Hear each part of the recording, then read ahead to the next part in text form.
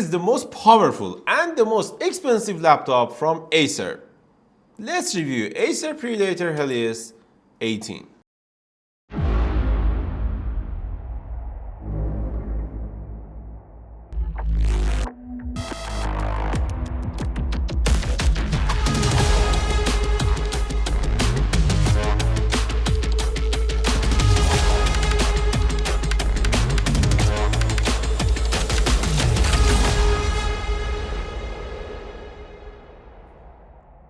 Hello everyone and welcome back to Binosha Tech channel. I'm Amin Khaliqi and today we are gonna take a deep dive into this laptop. I mean Acer Predator Helios 18 with Intel Core Ultra 9 275HX processor along with NVIDIA RTX 5090 at 175 watts, which is expected from this huge and heavy laptop. From the moment I unboxed this laptop, I was truly blown away. The build quality is excellent, the design is incredibly cool, and it just feels purely powerful. I have to say, it's seriously heavy, but with the insane specs packed inside this machine, the weight is completely justified. You can tell right away that you are dealing with an expensive flagship laptop. But before we dive into the review, please consider subscribing to our YouTube channel and ring the bell icon so you won't miss our next videos. Let's start with the body and chassis design. This thing screams gaming laptop from a mile away. Its appearance is full of RGB lighting and aggressive lines.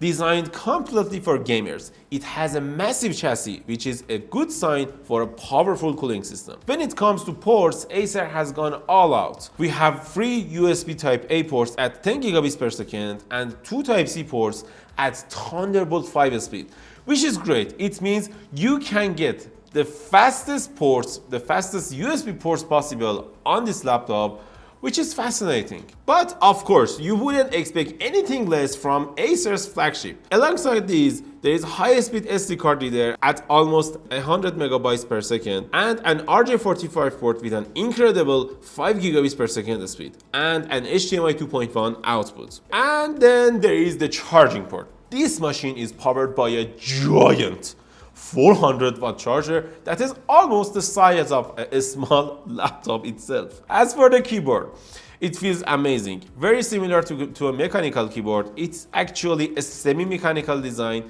The perky RGB lighting creates a really cool combination. The trackpad, however, wasn't as impressive as I expected. It's just a standard average trackpad. Another interesting touch is that Acer includes a few ceramic keycaps in the box, so you can swap out important gaming keys like WASD for a better gaming experience. And I have one gripe about this keyboard, which is the Copilot button. I mean, this laptop is not even a Copilot Plus PC, and we have a huge finger size Copilot button here. I don't know why they are doing this, but it is odd to see this Copilot button this big. And one more thing. Why our Type-C ports are positioned on the back and the RJ45 positioned on the left? I don't know what to say.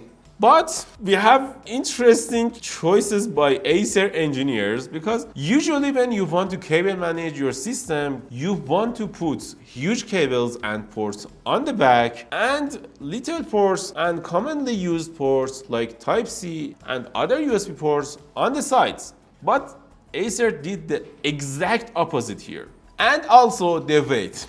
The weight is just too heavy at 3.5 kilograms for the laptop and about 1 kilograms for the included charger. This laptop is just heavy. It weighs as much as a mini IT's case with 5070 Ti, and it is just heavy. I don't like heavy laptops, but I like powerful laptops. They don't usually sit together nicely. For this section, I can give this laptop an 8 out of 10. And you know why I took 2 score from it. So, about the display. We have a beautiful 4K 120Hz mini LED panel here at 1000 nits of brightness with HDR support, which is great, and I just loved to see this 18-inch screen, and I didn't have any problem with it. It's just beautiful to play games, watching videos on this beautiful screen. And I should note, it supports double native resolution, so you can use this laptop in either 4K resolution or 1080p resolution. So you can get the best frame rates possible in eSport titles out of this laptop, which is great. For this section, I can easily give this laptop a 10 out of 10 score because it is best of both worlds, best of any worlds. Other than that, the screen has a matte coating on it, which is great, and it means lights and sunlight and any light source can't intervene your viewing experience, which is great. Before getting to the performance section, I should note that if you want to buy this laptop, you can use our Amazon affiliate link in the description below. So let's talk about the main part.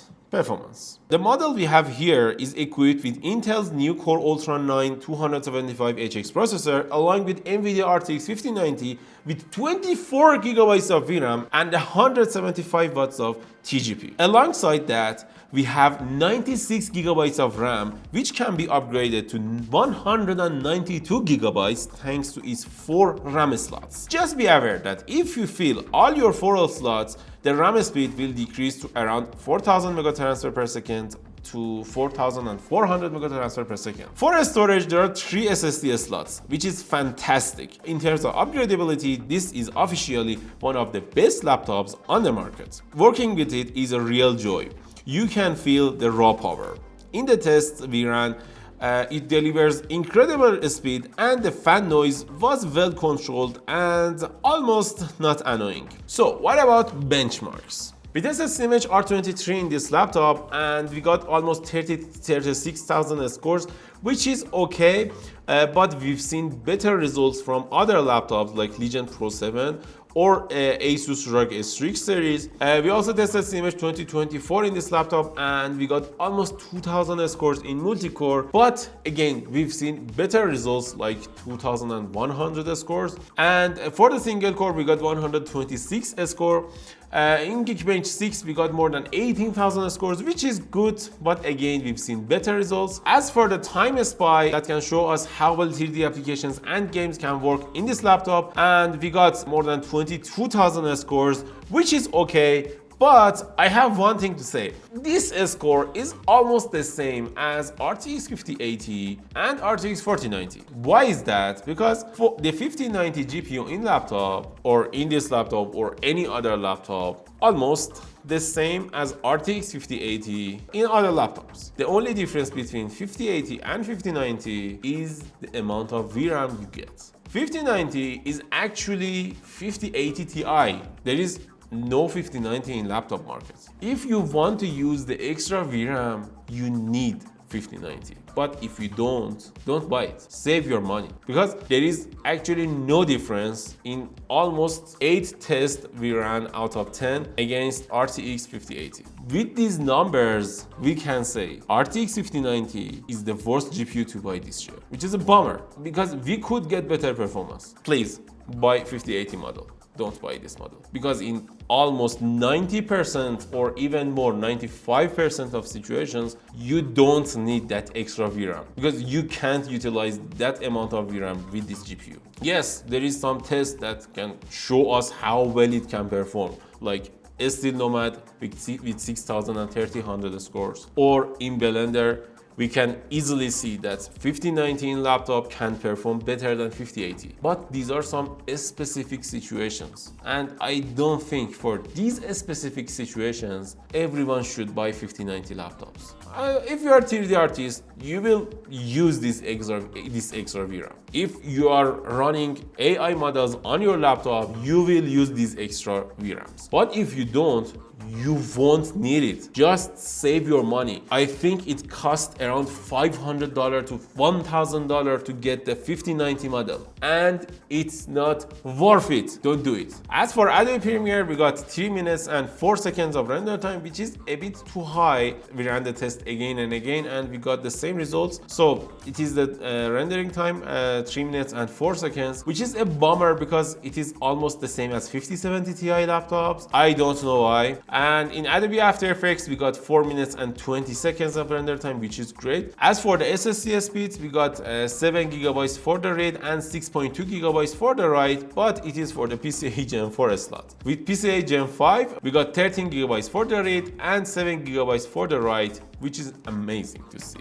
As for the games, we tested Cyberpunk 2077 in 7 different scenarios, and in all different scenarios we got great results. I mean, we can get up to 67 frames per second without any help from AI. In 4K, we can get 22 frames in 4K resolution. And if you want to turn on your AI acceleration, you can get 166 FPS in 4K with the help of fake frames and AI.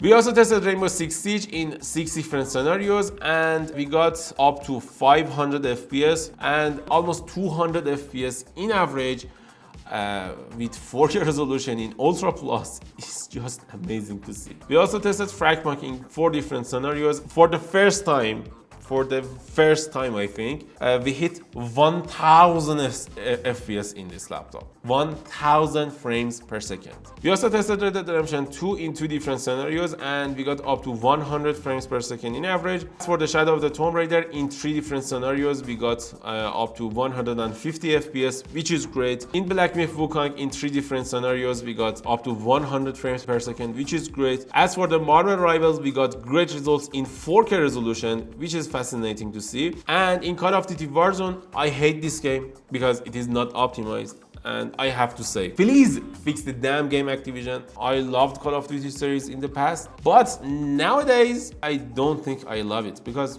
it is just not optimized, too heavy and takes too much space in our SSDs. So here are the results for the Call of Duty Warzone, even though I hate it, but you guys want it. So as you saw in the benchmark results, its performance was very good, but I have to mention that it performed weaker than some of similarly priced competitors like the Acer 18 or Titan 18HX in certain tests. And for this section, I can give this laptop an 8 out of 10. I took 1 score because we need a little better scores and results for this laptop in our benchmarks. And other than that, the price is too high.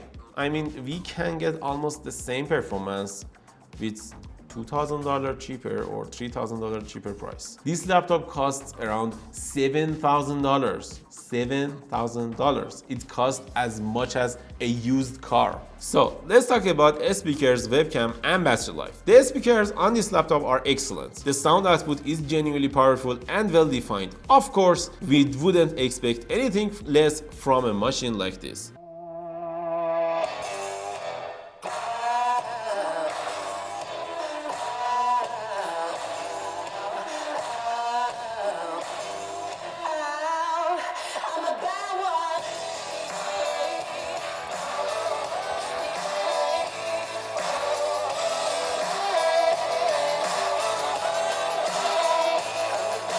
So this is the webcam quality of Acer Predator Helios 18. What do you think about it? It has a 1080p sensor, and I think it has a good camera quality, but we've seen better 1080p webcams.